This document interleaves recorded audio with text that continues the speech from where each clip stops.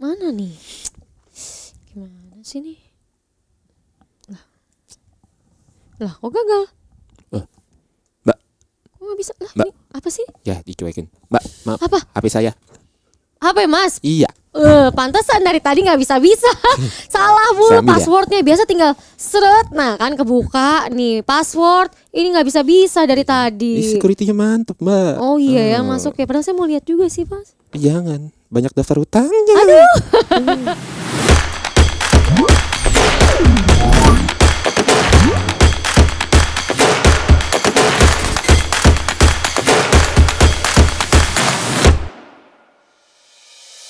Halo Techliners, selamat datang di Techline Podcast, Teknologi Alignment Podcast, podcast yang multipolar teknologi. Untuk Techliners yang gabung di sini dijamin akan mendapatkan informasi terkini, terupdate seputar teknologi, bisnis dan juga thought leadership. Nah, kalau di sesi podcast sebelumnya kita sudah bahas sesuatu yang lagi hangat ya, tentunya terkait dengan bocor ya, kebocoran data terkait dengan Undang-Undang Nomor 27 Tahun 2022 Perlindungan Data Pribadi Pelanggan. Di sesi kali ini kita akan bahas yang gak kalah menarik, kita bahas lebih dalam lagi. Ini tentang suatu fitur luar biasa, sebut saja DAM ya, Database Activity Monitoring dari IBM Security Guardium. Yang tentunya ini bisa memantau aktivitas yang terjadi di database. Jadi sebenarnya terkait dengan UU PDP juga ya, ini akan membantu Techliners untuk menjaga keamanan data pribadi pelanggan. Tapi lebih jelasnya bagaimana nih mengenai fitur teknologi ini, kita akan bahas di sesi podcast kali ini. Nah, seperti biasa, di sini saya nggak ngobrol sendiri karena kalau ngobrol sendiri agak serem ya. Di sini saya ngobrol dengan para pakarnya yang sudah hadir. Seperti biasa, perwakilan dari Multipolar Technology di sini sudah hadir. Kali ini yang hadir adalah Pak Fajar. Ini Pak Fajarnya sad atau happy nih? Happy dong. Oh happy ya Pak Fajarnya Iya. happy. Nah Pak, boleh kenalan dulu Pak, bagian apa di Multipolar Technology? Saya Pre-Sales Data AI, PT Multipolar Technology. Wih mantap. Nah seperti biasa juga di sini kita nggak berdua, ditemenin juga perwakilan dari IBM. Ya ini masih bersama dengan Pak Chandra sebagai Brand Technical Specialist untuk IBM Security. wah mantap. Nah ini Pak Fajar. Jadi kemarin kita sudah banyak ngobrol ya Pak Chandra ya. Kita sudah ngobrol terkait dengan ya tadi kita sudah bahas Undang-Undang PDP, Perlindungan Data Pribadi Pelanggan. Kita sudah bahas bagaimana peran organisasi tentunya untuk menjaga keamanan, kemudian juga solusinya. Bahkan kita analogikan kemarin ini sebagai ya keamanan seperti rumah. Jadi untuk mau masuk di rumah dari luar udah diamankan CCTV sampai dengan ke dalam rumah, kemudian juga. Nah, kita ini akan bahas lebih dalam lagi. Tentunya terkait dengan kalau misalnya nyimpen barang kan biasa di kamar nih. Iya. Mau masuk kamar ada pintu, kadang di Kunci. betul. Terus nanti mau biasa pasti disimpannya nggak mungkin kan, buka kamar wah duit segudang nggak emas gitu kan, dimasukin lagi kan, Betul sekali. ditaruh di Berangkas. iya bawah kasur bukan ya, di brankas ya. Bawa Di kasur brankas. gigi aja. Iya, nah ditaruh di brankas itu ada security-nya lagi. Iya, betul. Nah itu kita akan bahas lebih dalam tentunya terkait dengan ini ya, dan kita akan memantau bisa yang membantu mantau dan melacak aktivitas dari database. Betul sekali. Mantap.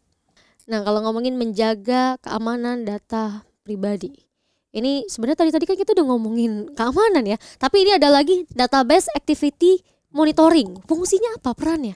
Oke. Jadi database activity monitoring kan seperti kita tahu data akan tersimpan di dalam database. Jadi siapa yang akses ibarat apa yang diakses segala macam ya akan lebih baik kita tahu karena hacker itu bukan hanya dari eksternal. Yang bahaya justru insider threat, employee itu sendiri. Database admin yang langsung punya akses ke database. Dia nggak usah apalagi apa yang melalui perimeter security, dia udah punya username dan password.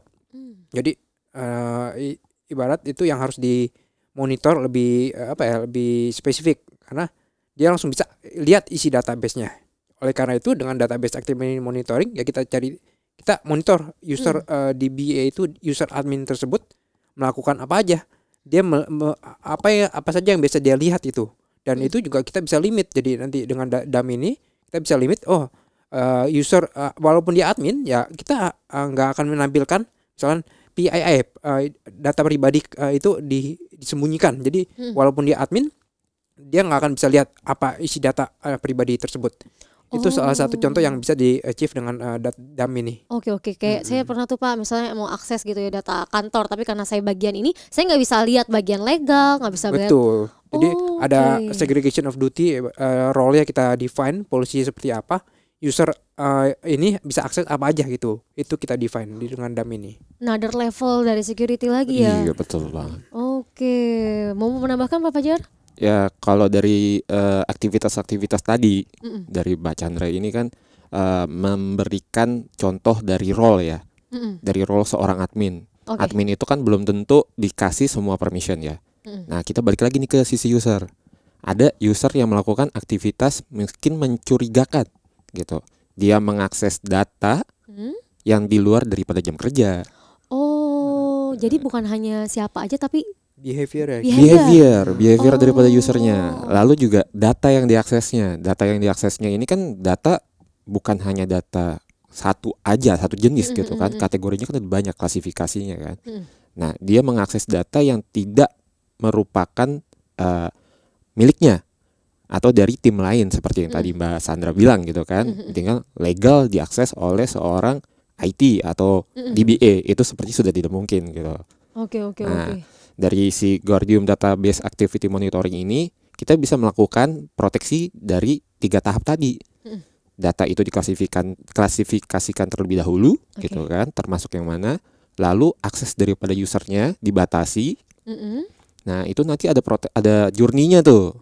Nah, kalau mau lebih lengkap kita bisa jelaskan daripada di gambar gitu. Nah, kita mulai dari yang namanya discovery dulu. Discover itu kita melakukan discovery data kita tuh, sensitif datanya ada di mana gitu kan. Kita punya satu perusahaan data nggak dikit, banyak. Nah kita discover dulu nih data-data penting yang ada di perusahaan kita itu apa aja, ada berapa banyak. Lalu kita klasifikasikan. Setelah diklasifikasikan kita bisa untuk enkripsi data tersebut. Lalu untuk proses de-hardening kita bisa melakukan vulnerability assessment, yang dimana kita bisa melihat security patch apa yang saja yang kurang agar kita bisa patching. Lalu entitlement reporting, di mana kita mengatur akses-akses daripada usernya. Data A bisa diakses oleh siapa aja, data B bisa diakses oleh siapa aja. Itu kita tentukan di situ. Lalu monitoring daripada apa yang terjadi kepada database tersebut.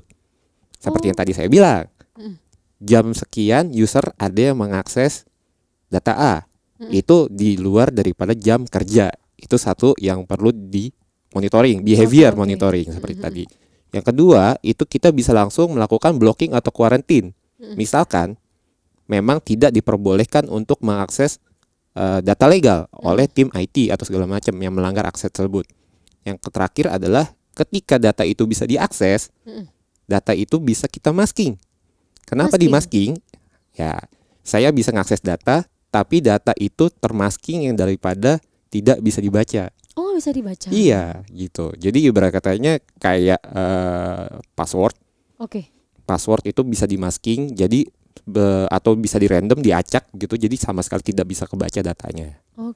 Jadi nggak blank full terbaca oleh mata kita aja gitu. Berlapis-lapis ya? Berlapis-lapis. Berapa lapis? Ratusan. Kok kayak makanan? Nah, itu tadi beberapa contohnya ya. Another hal-hal yang mencurigakan lainnya apa tuh? Contoh lain, misalkan ada user yang harusnya dia punya role hanya menginsert ataupun mengquery, tiba-tiba misalkan dia melakukan sintaks lain, misalnya delete ataupun yaitu contoh lain yang bisa dideteksi oleh DAM ini. Oh iya, kadang-kadang bukan hanya diambil tapi dihapus, itu yang bikin pusing. Betul. Atau modify, ya itu juga bisa dilakukan kan. Ya, jadi itu semua yang akan kita capture dengan solusi ini. Lalu selain itu juga penarikan data, misalkan ada satu activity yang terdeteksi, oh ada data besar yang di-download dari database, ya kita bisa tahu itu mungkin memang positif data exploitation atau insider threat yang melakukan pencurian data. Ya itu bisa dilihat, bisa di-generate alert oleh sistemnya secara otomatis. Jadi suspicious behavior itu tersebut bisa deteksi sedini mungkin dan kita bisa take action, tadi seperti dibilang bisa block sessionnya ataupun kill sessionnya. Itu banyak trik-triknya ya. Nah, memang biasanya celah apa aja sih yang dimanfaatkan oleh hacker ini dalam melakukan data trafficking? Nah, seru nih kalau ngomongin hacker nih. Jadi kayak film kita. Ya kan? Oke. Oke, kalau ngomongin hacker ini kan masalahnya hacker itu orang luar ya, bukan tentu orang dalam gitu. Kalau orang dalam itu ya internal threat aja gitu. Iya, iya. Nah, tapi seorang hacker ini dari luar itu dia nggak akan nyerang dari luar sebenarnya. Dia menunggu kelemahan daripada sisi dalam, Oh, jadi kecerobohan user sendiri gitu. people. Ketika kita ngomong, let's say tradisinya di Indonesia itu user turun temurun. Saya keluar, Iya. user saya biasanya nggak langsung dihapus atau nggak langsung di disable. Terkadang turun temurun legasi gitu kan. Iya. Entah ke sisi yang bawaan saya atau rekan saya segala macam itu dipakai oleh mereka. Nah, itu dari sisi user. Kebanyakan orang masuk dari sisi operating system gitu. Jadi bukannya langsung dari aplikasi. Kalau dari aplikasi kan hanya sekadar mengakses. Tapi kalau dari sisi operating system, dia bisa langsung melakukan direct access kepada database-nya. Oh. Gitu. Jadi ada dump, dia bisa langsung ambil atau bahkan langsung kepada direct di klien database-nya sendiri. Bukan sisi OS lagi. Kalau OS dia mungkin mengambil file. Tapi kalau dari sisi direct database-nya, si klien ini dia bisa melakukan yang tadi dibilang sama Chandra. Bisa delete, bisa export lognya segala macam. Jadi bisa lebih banyak dilakukannya. Nah, itu sisi daripada si hacker sih yang dilakukan. Wow, serem juga ya. Ya, itu yang lebih berbahaya lagi udah levelnya. Nah, terus itu gimana tuh tindakan pencegahan yang bisa membatasi data yang mungkin ini kalau kita bicara diunduh atau ditransfer ke tempat yang gak seharusnya? Oke, kalau kita bicara daripada data yang seharusnya nggak diakses itu, ada satu feature daripada Guardium ini adalah inspect data result gitu kan. Dimana jadi kita bisa melakukan reduction daripada datanya tadi. Ya kayak yang di awal saya bilang di journey tadi protection, di akhir ada yang namanya data masking. Oh, yang tadi Ya, balik lagi gitu. Jadi ketika si hacker ini mengekspor datanya atau mengambil datanya itu data tersebut dari sisi data ya, level data level ini, datanya itu di reduction. Jadi dia tetap tidak akan bisa membaca data tersebut secara gamblang gitu, secara transparansi. Oke, jadi benar-benar ya pengamanannya segitunya ya. Nah, ada lagi dari sisi file. Tadi ngomongin perlindungan di database level, di tabel. Tapi kadang kan kita tahu sendiri file database itu akan tercrypt di dalam OS sendiri. Kalau file tersebut berhasil diambil, di-copy oleh hacker ataupun attacker, ya dia akan bisa buka data itu. Jadi solusi kita bahkan bisa melakukan enkripsi di sisi file levelnya. Jadi walaupun hacker berhasil copy ambil data tersebut keluar, selama dia nggak punya key-nya, karena itu udah di encrypt, kita bisa encrypt data file tersebut, dia nggak punya key-nya, jadi dia nggak akan bisa buka data ya, dia akan nggak akan bisa lihat data di dalam file tersebut. Itu jadi berbeda layer untuk proteksinya, yaitu kita bisa lakukan dengan solusi Guardium ini. Wow, canggih ya. Makin mereka canggih, kita juga nggak kalah canggih. Betul, kita harus lebih advance malah dibanding hacker-hacker tersebut. Nah, Pak Fajar, ini pengalaman implementasi yang telah dilakukan oleh Multipolar Technology dalam penggunaan IBM Guardium untuk menjaga keamanan data, ada lagi fiturnya, Pak? Ada yang lain ya? gitu. Dari pengalaman implementasi kami gitu, ada 2 fitur lagi yang sangat membantu dalam peran bisnis untuk mengamankan data. Apa? Yaitu vulnerability assessment, lalu dengan compliance accelerator. Nah, vulnerability assessment di sini itu berfungsi untuk dia mengidentifikasi atau menginspeksi celah keamanan yang ada pada database perusahaan gitu. Jadi di bisnis itu database kan krusial ya. Itu akan dicek, diinspeksi apakah ada patch yang perlu dilakukan, atau ibarat kata ada akses yang sebenarnya harus diperbaiki, atau mungkin daripada si database-nya sendiri ini memiliki rentan untuk dihack gitu. Oke. Ya, kita bisa melakukan untuk tes scoring gitu kan, di vulnerability assessment ini ada scoringnya yang berdasarkan CVE, CIS, STIG segala macam. itu ada scoringnya. Oke, jadi secara umumnya nih dilihat secara menyeluruhnya. Iya, ada standarnya gitu untuk Oke. security ini. Jadi nggak secara asal-asalan gitu. Kita punya patokannya dan patokan ini udah international level. Oh, Gitu. udah ada standarnya. Udah ada standarnya. Oke, itu tadi fitur vulnerability Assessment. assessment. Tadi ada lagi tuh yang compliance aggregator. Accelerator. Oh ya, akselerator. Alligator. Akselerator. Akselerator. Ah, itu gimana tuh yang satu lagi? Ya, saya coba bantu jawab. Jadi compliance accelerator biasa kaitannya kalau kita ngomongin compliance akan related dengan audit. Jadi kita tahu sendiri perusahaan akan sering Iya, diaudit, iya, benar, baik itu dari internal ataupun regulator. Jadi compliance accelerator ini akan sangat membantu mempermudah organisasi tentunya dalam mengenerate report yang dibutuhkan. Sebagai contoh, kalau kita ngomongin undang-undang PDP nomor 27 mungkin akan sangat mirip dengan GDPR di Europe. GDPR. Iya. Lalu selain itu juga kalau kita ngomongin financial industry ada namanya PCI DSS, Payment Card Industry Data Security Standard. Di situ juga udah included dalam fitur-fitur compliance report ya dalam solusi Guardium ini. Jadi tinggal single klik dalamnya secara otomatis reportnya akan di-generate oleh Guardium ini. Jadi nggak perlu lagi repot-repot untuk melakukan manual creation untuk melakukan report dan untuk merespon terhadap suatu audit proses. Oke.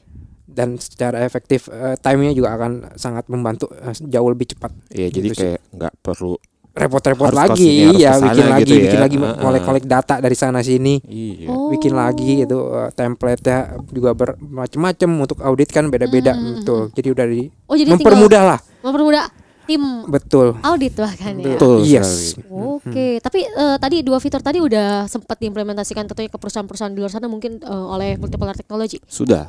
Oke. Nah, itu kita juga lakukan beberapa sekali tes scoring gitu segala macam. Jadi dari tes scoring itu kita bisa berpatokan, oh ternyata ini loh yang perlu diperbaikin gitu. Jadi nggak sebarat kayak ngakses database diakses oleh ini kita batasi gitu enggak. Oke. Jadi nggak hanya sekedar role access atau ibarat katanya kita blocking segala macam, tapi kita juga melakukan vulnerability assessment dan segala macam untuk dari sisi si database-nya, celahnya, patching-nya segala Bisa macam. ya. Rekomendasinya jadi udah ada juga, jadi Iya, betul harus sekali. ngelakuin apa ya akan Tuh. ditampilkan di Semudah itu. Semudah itu. Jadi kalau misalkan scoringnya itu failed, nanti ada rekomendasinya, ada action yang harus dilakukan itu apa. Oke, jadi ya itu tadi preventifnya ya. Jadi udah kayak simulasi gitu juga kan? Yes. Oke, ini pasti Techliners mau coba? Langsung ke Multipolar Technology dan IBM ya. Ya, bisa hubungin kami. Kami itu Mantap. pengalaman. Nah, itu dia tadi bahasan seru kita kali ini. Kayaknya sampai di sini nanti kita akan bahas lagi hal-hal menariknya di episode selanjutnya ya. Namun sebelumnya saya ucapkan terima kasih banyak Pak Fajar. Sama-sama. Happy, Pak Fajar dong. happy. Happy always. Dan tentunya juga Pak Chandra di sini yang sudah Makasih. kasih insightful yang luar biasa nih, walaupun podcastnya singkat tapi nambah wawasan baru nih luar biasa. Dan saya yakin sih di sini mungkin rekan-rekan Techliners ini masih punya case-case tertentu, hal-hal yang ingin ditanyakan. Untuk itu kita buka saluran komunikasi. Jadi untuk Techliners yang ingin diskusi, konsultasi, pengen gali lebih dalam lagi, ini tentunya bisa menghubungi kita melalui email ataupun nomor telepon yang tertera di kolom deskripsi. Dan tentunya aku mau ingetin juga nih, jangan lupa like jika dirasa bermanfaat, komen juga ya, atau mungkin ada hal-hal tertentu yang harus kita bahas nih ke depannya, silahkan tulis di kolom komen. Dan jangan lupa subscribe nih untuk mendapatkan tentunya informasi terkini dan juga next episode kita yang tentunya nggak kalah menarik dari episode-episode sebelumnya. Akhir kata tentunya Techliners, stay produktif, stay healthy, stay safe, dan jalan-jalan ke Bekasi. Cakep. Terima kasih. Cheers. Yup, mantap.